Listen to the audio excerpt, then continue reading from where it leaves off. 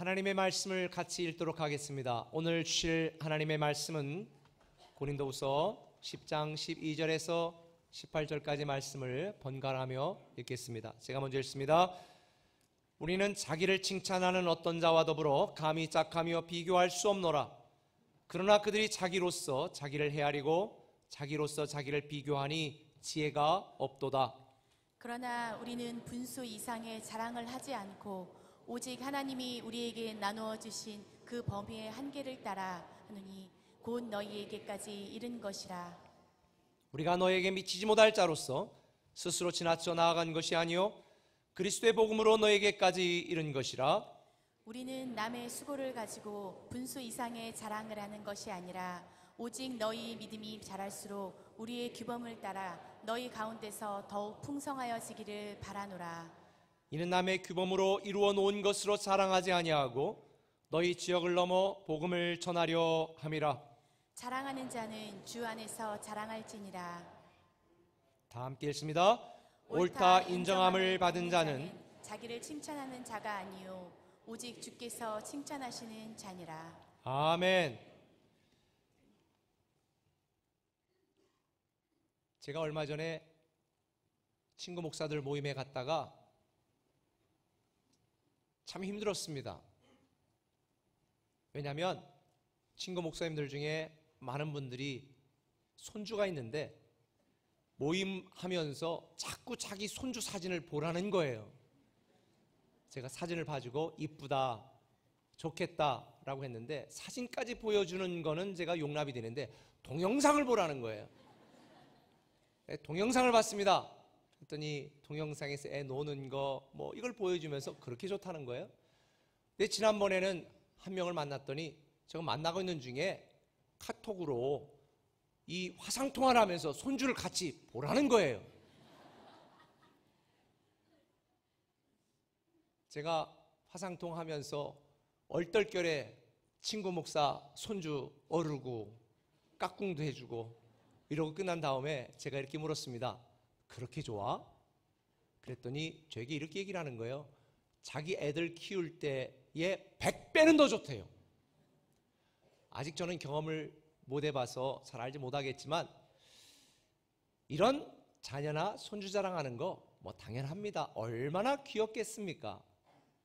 근데 이런 손주나 자녀 자랑 외에 신방을 가보면 어떤 분은 골프대회 상 받은 거 자랑하고 자기가 모처럼 언더파를 쳤다는 등 뭐 싱글을 쳤다는 등 이런 거를 굉장히 자랑하는 분들도 있습니다. 심지어 어떤 분들은 상패나 메달이나 훈장을 자랑하는 분들도 있습니다. 이것이 잘못됐다는 게 아닙니다. 훌륭합니다. 그런데 저는 이런 생각을 해보았습니다. 이러한 사소한 자랑, 세상적인 자랑보다 더 아름답고 더 영원한 자랑거리가 있다면 얼마나 좋을까? 만약 여러분들 중에 포르쉐 자동차를 타고 싶고 갖고 싶은데 그만한 돈이 없어서 빨간색 포르쉐 자동차 모형을 갖고 친구에게 자랑합니다. 이거 얼마 주고 산 줄 알아? 이거 한 70만 원 주고 샀어. 너무 좋아. 자랑을 하는데 그리고 자랑하고 나왔는데 바깥에 누가 10억짜리 빨간색 스포츠카를 탁 타고 나타났습니다. 그리고 자기 앞에서 보란 듯이 식당을 딱 들어갑니다. 그때 자기가 갖고 있는 포르쉐 모형 자동차 쪽팔리지 않을까요? 너무 쪽팔릴 것 같습니다. 저는 문득 이런 생각을 해보았습니다. 나중에 우리가 하나님 앞에 가서 할 수 있는 자랑이 무엇일까? 이 땅에서 내가 동기보다 조금 먼저 승진했다고? 내가 남들보다 좀 더 넓은 평수 살았다고? 내가 원하는 것, 내가 갖고 싶은 취미생활 이렇게 누렸다고? 아니, 골프 좋아하는 분들은 내가 그래도 싱글을 몇 번을 쳐봤다고? 이게 하나님 앞에서 자랑거리가 될까? 어쩌면 하나님 앞에서 설 때에 내가 이 세상에서 했던 모든 자랑들은 애들 말로 정말 쪽팔리지 않을까? 그런 생각을 해보았습니다. 그런데 이런 삶을 살았던 것이 오늘날 우리의 모습뿐만 아니라 오늘 본문에 등장하는 고린도 교회 성도들에게도 그대로 있었으니 제가 말씀드린 것처럼 사도 바울이 고린도 교회 수많은 문제 때문에 가슴 아파하고 눈물의 편지를 보내서 이 고린도 교회 성도들이 이제 회개하고 다시 믿음의 삶을 살겠다고 결단했던 이런 상황 속에 나중에 늦게 들어왔던 어떤 성도들이 또다시 교회 안에서 분란을 만들고 성도들에게, 이방인이 대부분이었던 고린도 교회 성도들에게 우리는 유대인이라고, 우리는 하나님이 특별히 선택한 민족이라고 자랑하며 교인들 중에 파당과 분열을 일으켰던 그런 성도들이 있었습니다. 사도 바울이 얼마나 짜증났겠습니까? 저 같아도 굉장히 열받았을 것 같습니다. 그런데 사도 바울은 그런 사람들에 대하여 그런 허탄한 자랑들이 얼마나 무지하고 어리석은 일인지를 알려준 다음에 나는 하나님만 자랑하겠다, 그렇게 고백을 합니다. 저는 이런 사도 바울이 정말 존경스러웠습니다. 저는 이런 사도 바울의 모습을 보면서 목회하는 목회자인 제 입장에서 정말 사도 바울이 너무 존경스러운데, 이 사도 바울이 처음부터 이렇게 겸손하게 하나님만 자랑했던 사람은 아닙니다. 예수님을 믿기 전에 이 고린도 교회 성도들 못지않게 세상의 스펙을 자랑하고 세상 인간적인 것을 가졌던 자기의 조건들에 대하여 자랑했던 사람입니다. 나는 유태인 중에 유태인이고, 나는 최고의 학부를 나왔고, 내가 어떻고 이렇게 열심히고, 이런 신앙적인 스펙을 자랑했던 게 사도 바울이었습니다. 그런데 저는 본문을 묵상하면서 또 성경을 읽으면서 사도 바울이 왜 그렇게 예수님을 만나기 전에 그렇게 자랑하는 일, 자랑스러운 일들, 자기 명예를 높이는 일에 목숨을 걸었을까 해보니까 사도 바울이 갖고 있던 모든 외모적인 환경적인 열등감 때문에 그걸 포장하기 위하여 그랬던 건 아닌가, 이런 생각을 했습니다. 2세기경에 기록된 바울과 데클라 행전이라고 하는 이 카톨릭 저서가 있는데, 그 저서에 보면 당시 사도 바울의 외모에 대하여 이렇게 평가했습니다. 제가 한번 읽어드릴게요. 바울은 키가 작고 이마가 벗겨지고 다리는 구부러지고 몸집은 뚱뚱하고 눈썹은 맞붙고 코는 매부리 코인데, 혹시 그런 분들은 용서하세요. 요 뒤가 중요해요. 은혜가 넘쳐 때로는 사람으로 때로는 천사의 얼굴로 보였다. 사진 한번 보여줄까요? 그때 이 사도 바울의 초상화를 여러분에게 보여드릴게요. 이게 사도 바울의 모습이었대요. 매력적인가요? 그러니 외모적으로 너무 이렇게 볼품없으니까 이런 자기의 열등감을 감추려고 수많은 스펙을 쌓았던 것 같습니다. 여러분, 사도 바울 보면서 저에게 감사해야 되겠다는 생각이 안 듭니까? 근데 사실은 저도 사도 바울처럼 저의 숨겨진 열등감을 감추려고 애썼던 때가 있었던 것 같습니다. 사실 제가 신학교를 졸업을 하고 목회를 하면서 당시 분위기 속에서 공부 못하고 갈 데 없어 간 애들도 몇 명은 있거든요. 그러니까 사람들이 저를 볼 때 아니묵도 갈 데 없어가지고 사명감 때문에 그런 게 아니라 갈 데 없이 신학교 간 거 아니야? 혹시라도 이렇게 사람들이 무시할까 봐, 내가 그래도 공부하고 뭔가 학력적으로 스펙을 쌓아야 되겠다. 그래서 사실 그런 마음이, 숨겨진 마음이 그만큼 있었던 것 같아요. 그래서 유학을 가서 기독교육 석사과정, 신학 석사과정, 목회학 박사과정 공부하는 중에 그 세 과정 다 포함해서 B+ 하나밖에 안 맞고 다 A를 맞았어요. 여러분 일상이니까 별로 놀라지 않죠. 그런데 제가 기독교육 석사과정을 졸업하면서는 올해 수석 졸업을 했거든요. 이런 때 사진이 탁 나와야 돼요. 그런데 여기 앞에 후드, 이렇게 노란 후드 걸친 게 수천 명 중에 저밖에 걸친 사람이 없습니다. 왜냐하면 수석 졸업한 사람에게만 하는 거니까. 이때 제가 영감을 받아가지고 목자들 후드를 만들었어요. 교회 와가지고. 근데 사실은 제가 부끄럽지만 유학을 갔다 와서 초기에는 그래도 내가 수석 졸업했다는 말을 사석에서 몇 번을 했던 것 같습니다. 근데 그 뒤로는 거의 하지를 않습니다. 왜냐하면 사실은 이게 나의 자랑거리가 아니라 나의 열등감을 감추려는 세상 자랑의 언행이었다는 것을 깨닫게 된 거예요. 아마도 사도 바울처럼, 아니 저처럼 여러분들 중에도 여러분의 보이지 않는 숨겨진 이 열등감을 포장하기 위해서 열심히 일하고 인정받으려고 좋은 차, 좋은 백, 아니면 각종 여러 가지 인간적인 것들로 사람들 앞에 자랑하고 있는 분들이 있을지도 모르겠습니다. 그런데 사도 바울은 오늘 본문 12절에 이렇게 말하는 거예요. 그들이 자기로서 자기를 헤아리고 자기로서 자기를 비교하니 지혜가 없도다. 자기 자랑하고 자기를 칭찬하는 이러한 일들이 지혜가 없는 어리석고 부질없는 짓이라는 거예요. 결론을 내리면 믿음은 스펙으로 결정되는 게 아니라 믿음의 삶으로 결정되는 줄 믿으시길 바랍니다.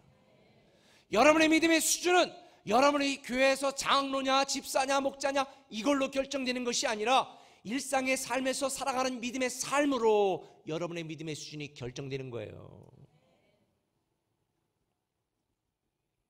그래서 바울은 자기를 자랑하고 있었던 이 고린도 성도들에게 나는 예수님을 만나고 그동안 내가 자랑했던 이런 모든 세상의 스펙들을 배설물처럼 버렸다, 그렇게 고백을 하는 것입니다. 그러면서 말합니다. 나는 오직 하나님만 자랑하겠다. 뭐만 자랑하겠다? 하나님만 자랑하겠다는 거예요. 오늘날 많은 사람들이 세상적인 자랑을 합니다. 인간적인 자랑을 합니다. 육적인 자랑을 합니다. 그러나 우리는 하나님을 자랑해야 됩니다. 이걸 저는 착한 자랑이라고 생각합니다. 인간적인 나의 자랑이 나의 명예가 되는 것이 아니라 나에 대한 하나님의 사랑이 나의 명예가 되고 나에 대한 예수 그리스도의 은혜가 나의 명예가 되는 것입니다. 저는 우리 꿈의 가족 여러분 모두는 이런 세상적인 자랑을 여러분의 명예로 삼는 것이 아니라 하나님의 사랑과 은혜를 나의 명예로 삼는 저와 여러분이 되시기를 예수님의 이름으로 축원합니다. 그렇다면 우리가 해야 되는 착한 자랑이 뭘까? 오늘 본문을 통해 제가 깨달은 두 가지가 있는데 첫 번째는 이것입니다. 복음을 위한 고난을 자랑하라는 것입니다. 한번 따라 합시다. 복음을 위한 고난을 자랑하라. 16절에 보니까 말합니다. 이는 남의 규범으로 이루어 놓은 것으로 자랑하지 아니하고 너의 지역을 넘어 복음을 전하려 함이라. 당시 사도 바울은요, 온갖 핍박과 환난으로 건강이 굉장히 안 좋았습니다. 또 이렇게 속썩이는 교회와 성도들 때문에 위장병도 있었던 것 같아요. 지병이 있었습니다. 그러니 얼마나 힘들었겠습니까? 그런데 그는 그럼에도 불구하고 지역을 넘어 복음을 전하겠다고 고백하고 있는 것입니다. 실제로 사도 바울은 예루살렘에서 안디옥에서 소아시아를 넘어서 당시 세계의 중심이라고 여겼던 로마까지 가서 복음을 증거하고 있는데, 저 같으면 아우 이 정도면 많이 했다, 내가 감옥에 갇혀있고 이렇게 힘드니까 이렇게 했을 것 같은데, 그곳에서 뭐라고 말합니까? 로마서 15장 23절에 보니까 이렇게 말합니다. 이제는 이 지방에 일할 곳이 없고 또 여러 해 전부터 언제든지 서바나로 갈 때에 너에게 가기를 바라고 있었다. 서바나는 당시 사람들이 이곳이 지구의 끝이라고 생각하고 있었던 스페인을 말합니다. 사도 바울은 로마에 머무르지 않고 세상의 끝, 땅 끝까지 내가 가서 복음을 증거하겠다고 고백하고 있는 것입니다. 인간적으로 생각해 보면 이 사도 바울이 그렇게 하고 싶었을까요? 이 정도 했으면 많이 했다라는 생각이 들지 않겠습니까? 저도 공주에서 대전까지 했을 때 이 정도면 많이 했다라고 생각했고, 세종을 세웠을 때 이 정도면 그래도 거의 많이 한 것 같다라고 생각했습니다. 근데 글로리까지 세우고 나서 이제는 됐겠지. 근데 하나님이 자꾸 계속해서 우리에게 교회를 세우라고 말하는 거예요. 사도 바울의 마음입니다. 왜 그럴까요? 예수 그리스도의 사랑과 은혜를 경험한 사람은 현재 살던 대로 살 수 없고 사는 곳에 머무를 수가 없어. 복음을 믿고 들으면 인생의 기준과 목적이 달라지게 되어 있습니다. 이 복음을 듣고 믿으면 우리의 삶의 내용과 방법이 달라지게 되어 있어요. 우리가 복음을 듣고 믿으면 복음을 위해 열심을 내지 않을 수가 없는 것입니다. 우리를 향한 처절한 예수 그리스도의 은혜와 하나님의 사랑을 우리가 안다면 세상을 살아가는 삶의 방법이, 방식이 바뀌게 되어 있다는 거예요. 그래서 바울에게 유일한 자랑거리는 복음이었습니다. 그는 복음을 위해 목숨을 걸었습니다. 복음을 위해 미친 듯한 열정으로 살았습니다. 심지어 그는 내가 복음을 증거하지 않으면 내게 화가 임할 거라고 하는 고백을 하면서 복음의 삶을 살았습니다. 그런데 디모데후서 1장 8절에는 나아가 이렇게 말합니다. 그러므로 너는 내가 우리 주를 증언함과 또는 주를 위하여 갇힌 자 된 나를 부끄러워하지 말고 오직 하나님의 능력을 따라 복음과 함께 고난을 받아라. 복음과 함께 고난을 받으라고까지 이야기를 하고 있는 것입니다. 우리를 사랑하시는 예수 그리스도의 사랑과 은혜로 우리가 구원을 받았으면서도 단지 내가 살아가는 내 세상의 자랑거리를 위하여 현재의 현실에 안주하며 살아가는 것은 부끄러운 구원이다. 그래서 고린도 교회 성도들에게 불 가운데 얻은 것 같은 부끄러운 구원에 만족하지 말라고 권면하고 있는 것입니다. 저는 이렇게 생각합니다. 우리가 얻은 구원, 우리가 들은 복음은 아무런 조건 없습니다. 아무런 대가 없이 은혜로 받은 것입니다. 그러나 이 대가 없이 받은 구원으로 이 복음 때문에 하나님의 자녀가 되고 영원히 사는 이 영생의 선물을 소유했다면 우리는 그 복음을 위해 기꺼이 고난과 희생과 섬김의 대가를 지불해야 되는 것입니다. 제가 이런 얘기를 하면 여러분들 중에는 마음이 좀 힘든 분들이 있을지도 모릅니다. 목사님, 내가 그동안 많이 했다 아닙니까? 근데 여기까지 와가지고 뭘 또 그렇게 부담을 줍니까? 여러분, 그런 여러분을 축복합니다. 그동안 여러분이 섬겼던 각 교회에서 애쓰셨습니다. 그 애쓰고 노력하고 헌신하고 기도 때문에 각 교회들이 건강히 세워졌습니다. 그런데 이런 섬김과 고난의 기준을 그동안 내가 했던 내 삶, 내 판단에 두면 안 됩니다. 하나님이 자기 아들 독생자 예수 그리스도도 아끼지 아니하시고 우리에게 주신 그 하나님의 사랑이 우리의 섬김과 희생이 기준이 되어야 되는 것이지, 내가 할 수 있을 만큼의 능력이 헌신과 섬김의 기준이 되어서는 안 되는 것입니다. 우리는 주의 만찬을 했습니다. 주님은 복음을 완성하기 위하여, 우리를 구원하기 위하여, 우리를 자녀 삼기 위하여 자신의 피와 살을 우리를 위하여 내어주셨습니다. 십자가에서 처절한 그 고통 때문에 우리는 오늘의 내가 되고 하나님의 자녀가 된 것입니다.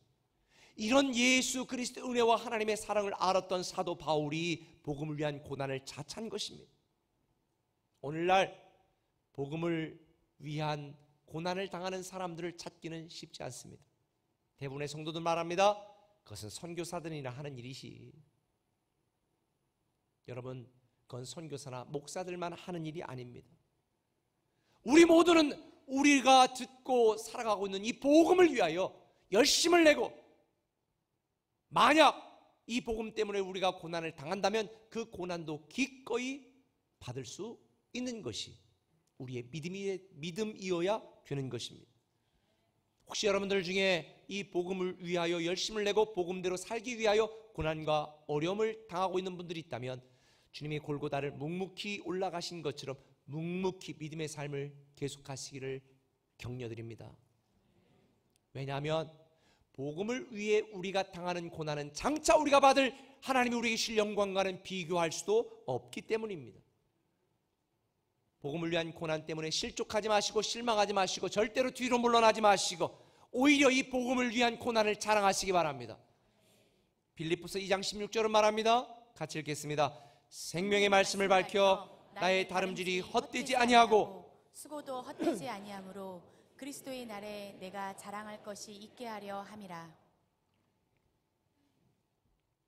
복음을 위한 고난은 그리스도의 날에 우리로 하여금 자랑할 것이 있게 만들 줄 믿습니다. 나중에 하나님 앞에 섰을 때 아무것도 자랑할 것이 없는 부끄러운 구원을 받는 자가 아니라 복음을 위하여 열심을 내고 섬기고 또 고난까지 당한 이 섬김을 자랑하는 저와 여러분 되시기를 바랍니다. 두 번째로 우리가 자랑해야 될 게 있습니다. 교회를 위한 헌신을 자랑해야 됩니다. 한번 따라합시다. 교회를 위한 헌신을 자랑하자. 오늘 본문 17절은 말합니다. 자랑하는 자는 주 안에서 자랑할지니라. 주 안에서 자랑하라는 말은 어떤 말일까요? 이 말은 그리스도의 몸된 교회 공동체를 세우고 섬기기 위하여 당하는 고난과 이 열심을 자랑하라는 거예요. 왜냐하면 복음은 교회를 위하여, 교회를 통하여 증거됩니다. 그래서 주님은 세상에 교회를 남긴 겁니다. 오늘 많은 사람들이 말합니다. 아이고 목사님, 교회가 부패했어요. 교회가 썩었어요. 교회가 문제가 많아요. 여러분 분명히 말합니다. 그럼에도 불구하고 이 땅의 유일한 희망은 교회뿐입니다. 이 세상의 그 어떤 단체도 희망이 될 수 없습니다.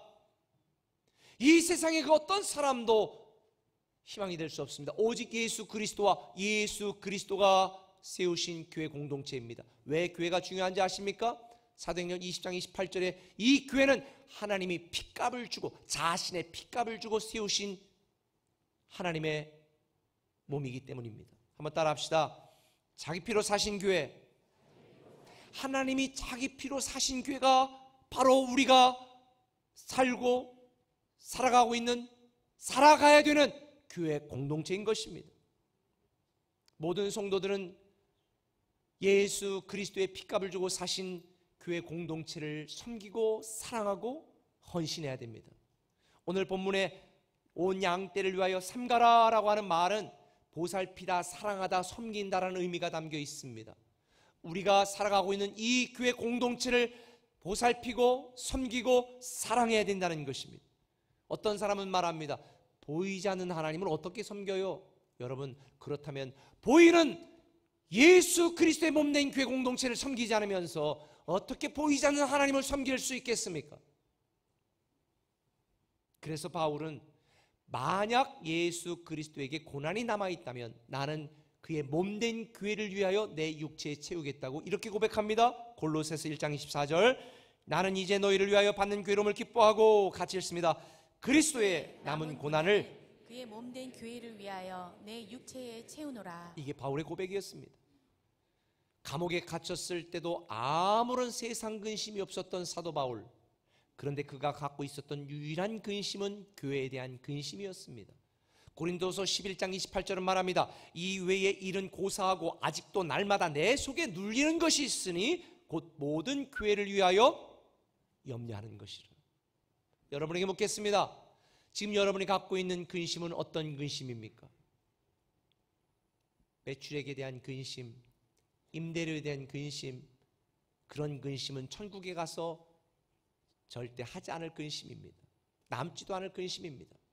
오늘 지금 우리가 해야 될 근심이 있다면 어떻게 하면 내가 교회 공동체를 더 사랑하고 하나님이 세우신 교회를 더 섬기고 교회를 위해 열심을 낼 수 있을까? 이게 우리의 근심이 되어야 되는 겁니다. 저는 우리 꿈의 교회가 교회를 세우는 이 멀티교회 비전으로 살아가는 것, 그것은 이 땅의 수많은 사람들을 하나님의 자녀로 삼고 신앙적으로 방황하는 사람들을 가르치고 세우고 그들이 사는 가정과 직장, 세상 속으로 보내서 하나님을 섬기는 축복된 하나님의 사역자로 세우기 위함입니다. 사도 바울은 이런 일을 위하여 미친 듯이 열정적으로 목숨을 걸고 교회를 위하여 헌신했습니다. 그런데 그럼에도 불구하고 사도 바울은 이렇게 고백합니다. 이게 하나님이 나에게 주신 정해진 분량입니다. 우리말 성경으로 보면 13절에 말합니다. 그러나 우리는 정도 이상으로 자랑하지 않고 오직 하나님께서 정해주신 분량의 범위 안에서 자랑하려고 합니다. 여러분들 중에 혹시 교회를 섬기는 일이 부담스럽고 힘들고 힘에 넘치다면 그것이 하나님이 정해주신 여러분의 분량입니다. 하나님이 우리에게 주신 모든 자원과 능력과 열정과 열심과 시간과 물질을 많이 맡겨진 자에게는 많이 요구하시고 적게 맡겨준 자에게는 적게 요구하십니다. 그러나 결론은 똑같습니다. 우리는 교회를 위한 헌신을 자랑해야 되는 것입니다. 왜? 이 땅의 수많은 사람들에게 이 복음이 복음되도록 전하는 것은 교회를 통해서입니다. 그래서 성경에 보면 주님께서 뭐라고 말씀하셨냐면 남편이 아내를 사랑하는 것처럼 교회를 사랑하라고 말합니다. 보통 에베소 5장 25절을 결혼식 때 주례하면서 이야기하거든요. 이렇게 말해요. 남편들아 아내 사랑하기를 그리스도께서 교회를 사랑하시고 위하여 자신을 주신 것 같이 하라. 남편들이 아내를 어떻게 사랑해야 되냐면 예수님께서 교회를 사랑하고 자기 자신을 교회를 위해 준 것처럼 사랑하라는 거예요. 이 말을 뒤집어 말하면 이런 겁니다. 남편들이 아내를 사랑하는 것처럼 모든 성도들은 교회를 사랑하고 섬겨야 된다는 겁니다. 아멘이 한 명도 없는 거 보니까 부부관계가 별로 안 좋으신 것 같으니까 제가 수정을 하겠습니다. 여러분, 남편이 아내를 사랑하는 것처럼 교회를 사랑하지 마시고, 아내가 남편을 사랑하는 것처럼 사랑하지 마시고, 그 이상으로 교회를 사랑하시기 바랍니다. 이제서야 이해가 되시는구나. 여러분, 예수님께서 교회를 사랑하기 위하여 자기 자신을 주셨다라고 말합니다. 그런 교회를 우리도 사랑하고 섬겨야 되는 것입니다. 우리를 향한 하나님의 사랑은 십자가 사랑으로 이미 증명이 되었습니다. 그렇다면 하나님에 대한 우리의 사랑은 교회에 대한 섬김과 헌신으로 증명되는 것입니다. 여러분이 근심할 게 있다면 어떻게 하면 교회를 사랑하고 섬길 것인가라는 근심을 하시기를 예수님의 이름으로 축원합니다. 세상에 많은 사람들처럼 허탄한 자랑, 헛된 자랑, 인생의 자랑을 하는 것이 아니라 복음을 위해 당하는 고난을 자랑하고 교회를 위한 헌신을 자랑하는 저와 여러분이 되었으면 좋겠습니다. 그런데 대부분 아멘 하셨지만 아멘 안 하시는 분들은 나 그렇게 힘들게 억지로 하기 싫다라고 생각하는 분들이라고 생각이 됐어요. 제가 오늘 그동안 제가 우리 꿈의 교회에서 해왔던 말을 좀 수정하겠습니다. 우리 꿈의 교회에서는 제가 하나님을 섬기는 것은 자발적으로 기쁨으로 섬겨야 된다라고 강조해 왔습니다. 그래서 자발적으로 섬기고 싶은 마음이 들지 않으면 안 해도 된다라고 말했는데 그 말을 조금 더 수정하고 덧붙이겠습니다. 억지로라도 하시기 바랍니다. 억지로라도 섬기시기 바랍니다. 제가 이 말씀을 준비하다가 깨달은 게 있어요. 성경에 보면 십자가를 지기 싫지 않지만 지고 싶지 않지만 억지로 십자가를 대신 졌던 사람이 등장합니다. 누굴까요? 구레네 시몬. 이 구레네 시몬이라는 사람이 예수님 대신 십자가를 졌거든요. 그런데 마가복음 15장 21절에 예수님 대신 십자가를 졌던 구레네 시몬이 누구 아버지라고 나오냐면 한번 읽어봅시다. 같이 한번 시작. 마침 알렉산더와 루포의 아버지인 구레네 사람 시몬이 시골로부터 와서 지나가는데 그들이 그를 억지로 같이 가게 하여 예수의 십자가를 지우고, 예수님이 십자가 지고 가다 자꾸 쓰러지니까 로마 병정들이 누구를 데려다가, 누구의 아버지? 루포의 아버지 구레네 시몬을 데려다가 억지로 십자가를 지게 했단 말이에요. 그런데 대체 루포가 어떤 사람이길래 여기 이렇게 쓰여졌나 제가 몰랐는데, 솔직히 몰랐어요. 근데 오늘 본문을 묵상하다가 깨달았어요. 말씀을 연구하다가 깨달았어요. 로마서 16장 13절, 로마서 거의 마지막에 루포에 대한 이야기가 나옵니다. 같이 읽어봅시다. 주 안에서 택하심을 입은 루포와 그의 어머니에게 문안하라. 그의 어머니는 곧 내 어머니니라. 지금 누가 얘기하는 거예요? 바울이 얘기하는 거예요. 아하, 그때 당시는 억지로 십자가를 졌던 구레네 시몬, 재수없게 왜 내 인생에 이런 일이 발생했을까? 그런데 지나고 나서 그는 대신 지었던 십자가가 자기 인생의 최고의 명예가 된다는 걸 깨달았습니다. 예수님 대신 십자가를 졌던 자기의 삶이, 자기의 인생의 그 사건이 자기에게 엄청나게 영광스러운 사건이었다는 것을 깨달았습니다. 그리고 나서 부활하신 예수님을 믿었던 구레네 시몬, 그의 아들 루포와 그의 아내와 그의 모든 가족들이 교회를 섬기는 신실한 일꾼이 된 줄 믿으시길 바랍니다. 저는 이 말씀을 연구하면서 앞으로 우리 꿈의 교회에서는 자발적으로 하나님을 섬기는 성도들을 자발성을 깨닫게 해줘야 되겠지만 싫어하는 사람에게는 억지로라도 섬기게 되겠구나. 제가 이걸 깨달았어요. 왜냐하면 언젠가 어려움 속에 있었던 한 분이 저에게 상담하면서 말하는 거야. 목사님, 우리 어머니 아버지는 너무 신사적이어서 제가 공부 안 한다 그러면 그냥 내버려 뒀거든요. 그때 때려서라도 공부를 좀 시켜주지, 내가 하고 싶은 대로 내버려 둬가지고 내가 지금 이렇게 이 모양 이 꼴입니다 라는 얘기를 제가 들은 게 갑자기 생각났어요. 저는 나중에 하나님 나라 가서 혹시 여러분들 중에 하나님 앞에서 안 목사가 하고 싶으면 하라고만 내비둬가지고 내가 이 모양 이 꼴입니다 그렇게 비난받지 않으려고 오늘 이후부터는 자발적으로 섬기는 분 외에 안 섬기려 하는 분들은 구레네 시몬처럼 억지로 끌어다가 시키겠습니다. 왜? 그게 여러분에게 명예가 되고 축복이 되고 영광이 되고 믿음의 명문감을 이어가는 축복의 시작이 된다는 걸 제가 깨달았기 때문입니다. 사랑하는 꿈의 가족 여러분, 교회를 위한 헌신은 우리에게 자랑거리입니다. 복음을 위한 고난은 우리에게 축복의 사건입니다. 여러분, 세상을 살아가는 게 힘들고 어렵다고 부담스럽다고 교회를 위해 헌신하고 복음을 위해 살아갈 그런 열정이 나에게 없다고, 그럼에도 불구하고 우리는 억지로라도 그렇게 해야 되는 줄 믿으시길 바랍니다. 그럴 때에 오늘 본문 18절에 옳다 인정함을 받은 자라는 칭호가 여러분의 칭호가 될 것입니다. 옳다 인정함을 받은 자는 헬라어로 도키모스라는 단어인데, 이것은 시험의 과정을 거쳐 검증된 사람을 의미합니다. 시험의 과정을 거쳐 검증된 사람. 교회를 위해 헌신하고 복음을 위해 살면서 실족할 일, 실망할 일 많습니다. 너 교회에서 그렇게 열심히 내서 뭐 나오냐? 빈정거림을 받을 수도 있습니다. 어떤 분은 다른 사람이 그런다고 빈정거려서 열받아가지고 그럼 나 교회 열심히 안 나가겠다라고 생각하는 분도 계실지 모릅니다. 그런데 여러분 꼭 기억하세요. 수많은 실족하고 실망할 이 모든 시험과 연단의 과정을 거치고 나서 비로소 여러분은 하나님 나라의 명예의 전당에 들어갈 옳다 인정함을 받은 착한 자랑거리를 소유한 하나님의 사람이 될 줄 믿습니다. 그래서 시편 20편 7절에 보면 말합니다. 어떤 사람은 병거, 어떤 사람은 말을 의지하나 우리는 여호와 우리 하나님의 이름을 자랑하리로다. 많은 사람들이 좋은 것, 훌륭한 것, 멋진 것, 명품을 갖는 걸 자랑하지만 우리는 그런 것 자랑할 필요가 없어요. 하나님만 자랑하시기 바랍니다. 세상이 주는 하찮은 명예가, 일시적인 명예가 내 명예가 될 수는 없습니다.